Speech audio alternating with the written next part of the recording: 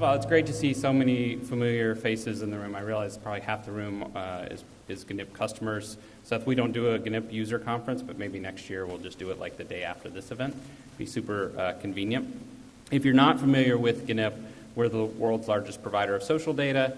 But more importantly, what you should know about us is that we're a company that was founded on this belief, which is that social data has unlimited value and near limitless application. Now, I think a lot of people, this entire conference, I've been amazed. I think social has come up in every single presentation, even though it's a sentiment analysis conference, not a social sentiment analysis conference. So I think people can get behind this statement now, but you have to remember we created this concept 5 years ago.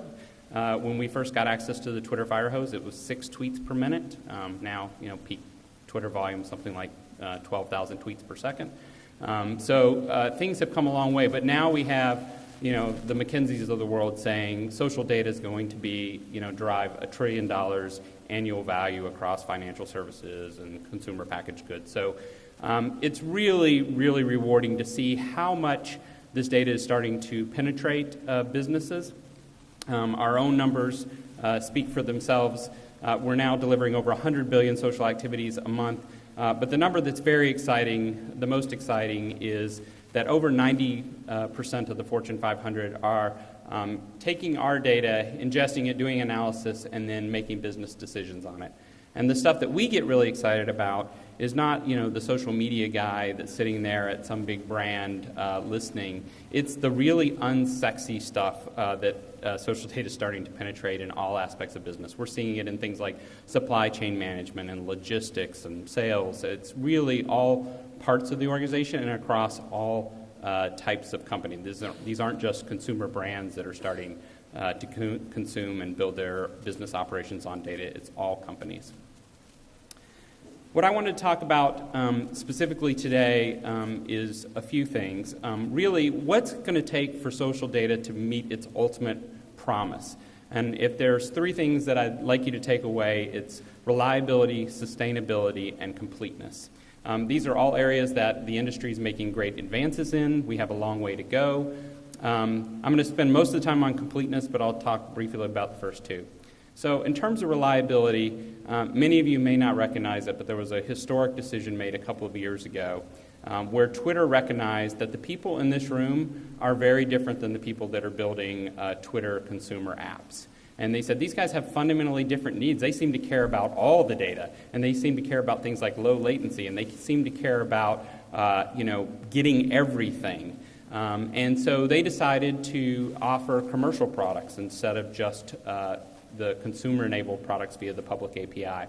Fortunate for a little company in Boulder, Colorado called gnip that they chose us as their first partner to go bring those products to market. But it really changed the entire industry, and it's great to see other publishers following suit because it makes what you do in the sentiment analysis world possible because the data is just so much more fundamentally reliable.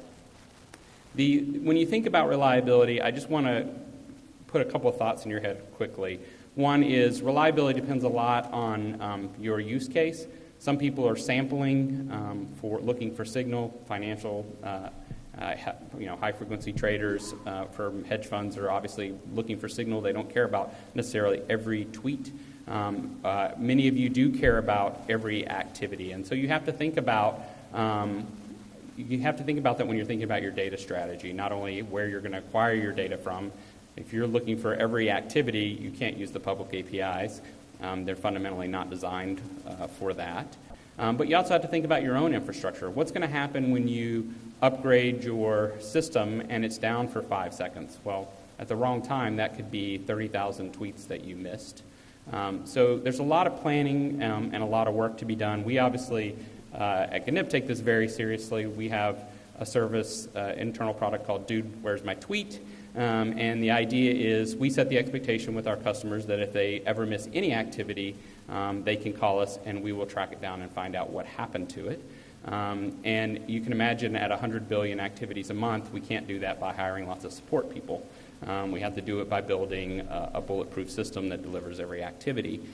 But there's a real cost to reliability, and those are the trade-offs you have to think about. Great news about the public API is it's free. The bad news is you're not going to get 100% reliability out of a free service. The next one is the one I'm most excited to talk about, which is sustainability, because this is becoming a real meaningful part of the conversation when people think about data acquisition. And it's something that wasn't happening a couple of years ago, and now it's become fundamentally important. And that is this.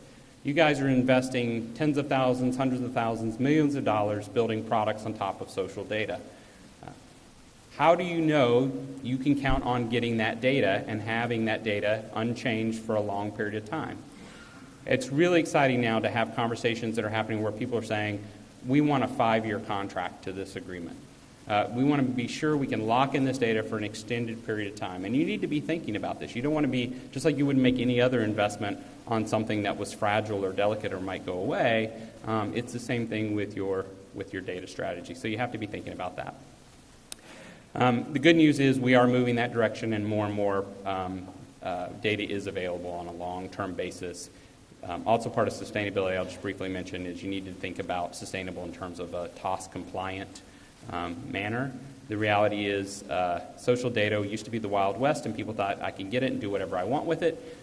It's now catching up with the rest of the publishing world where there are real restrictions on what you can and can't do, and you need to be aware of those or you will have an unsustainable solution. So I want to talk about completeness.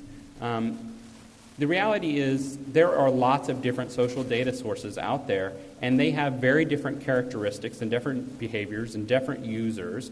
So you really need to understand what problem are you trying to solve before you decide what data you need to ingest. You should not approach the problem with, I want to do sentiment analysis on social data, let me get Twitter, because Twitter may or may not be the best source, or you might need multiple sources to solve your business problem.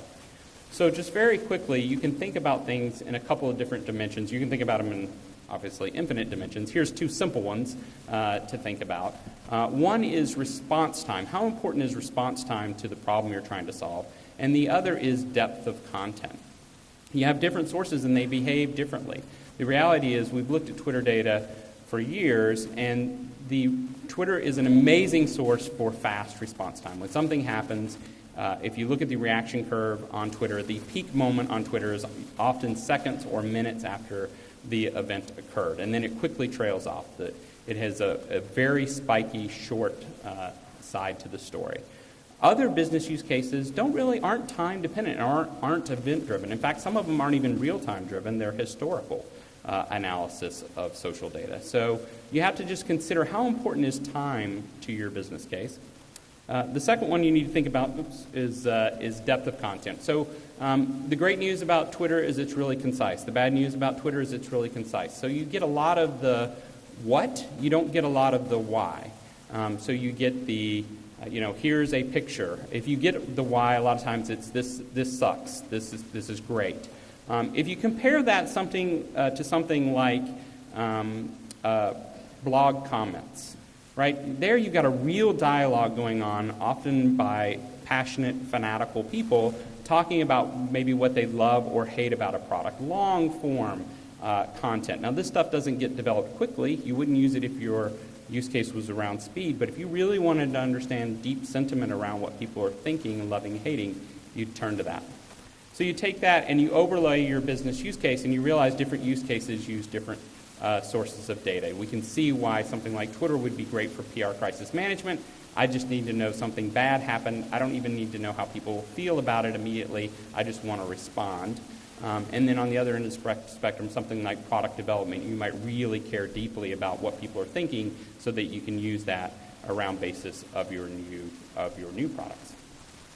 And the last thing you can't see, so we'll skip it, but basically what this is showing is Tumblr, which is a super exciting source of data that we provide, the full fire hose of 100 million posts a day. And what it shows is that conversations on Tumblr are very, very different than conversations on Twitter, frankly, by very different people.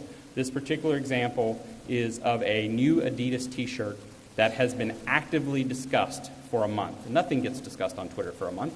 This has been actively discussed and actually growing in terms of virality over a period of time. Actually, the last 2 weeks have been the most discussed content. So it's very, very different. So Think about what you're trying to solve, and then think about what data you should be applying, not the inverse. And that is all I have, and thank you very much. Let's eat.